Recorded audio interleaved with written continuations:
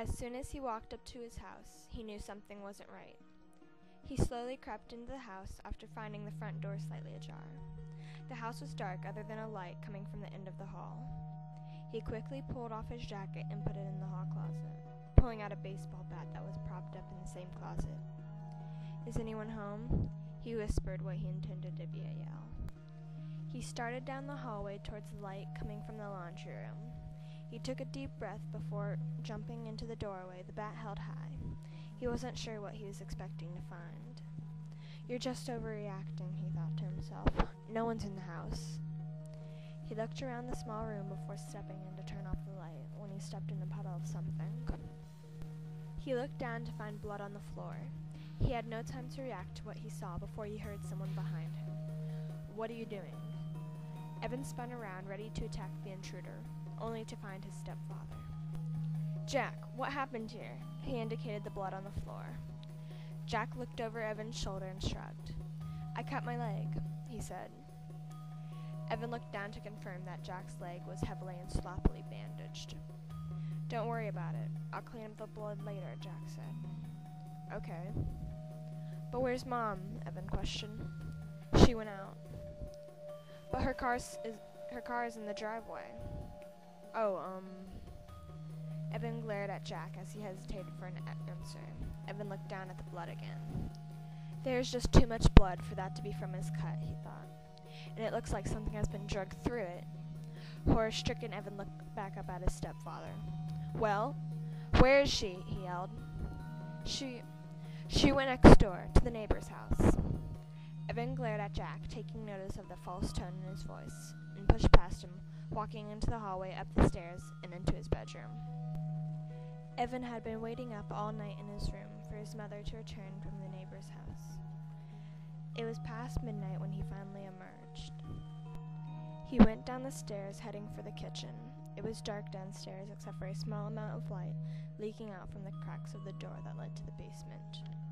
He heard faint footsteps coming up the basement stairs, and he quickly hid himself behind a chair.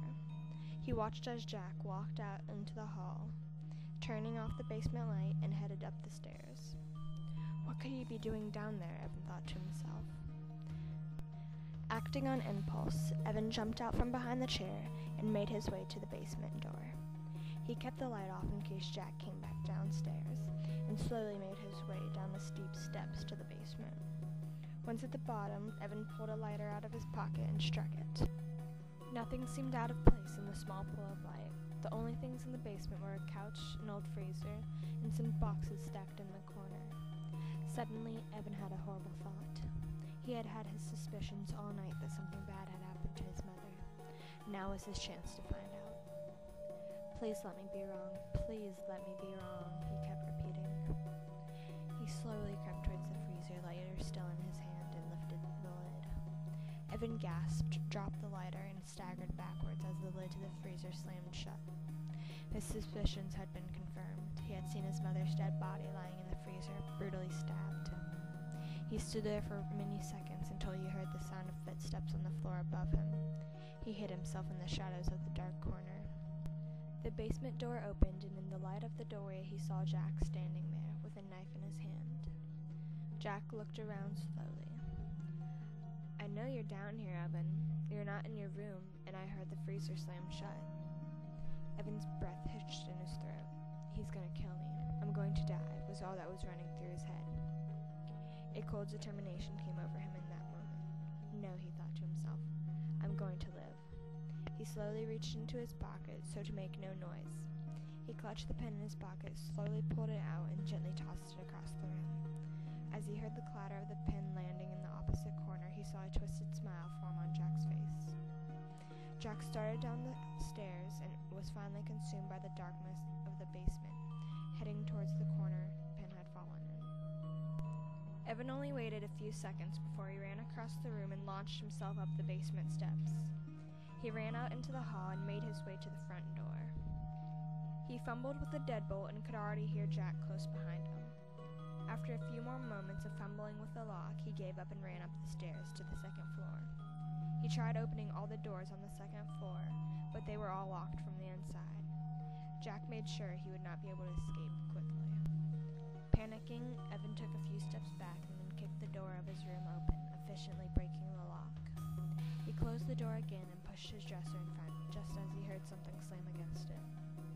Satisfied that his stepfather would not be able to get in the room, he opened his window and climbed through. He walked along the landing until he got to the trellis that was covered in vines, like he had many times when he had snuck out of the house. He climbed down the trellis like a makeshift ladder and jumped when he thought he was a safe enough distance from the ground. He straightened up, intending to turn and run down the street, but as he turned, he saw his stepfather standing not 2 feet away from him. Evan was paralyzed with shock and fear, and as Jack took slow, deliberate steps towards him, still holding the knife, a grotesque smile on his face, all he could do was scream.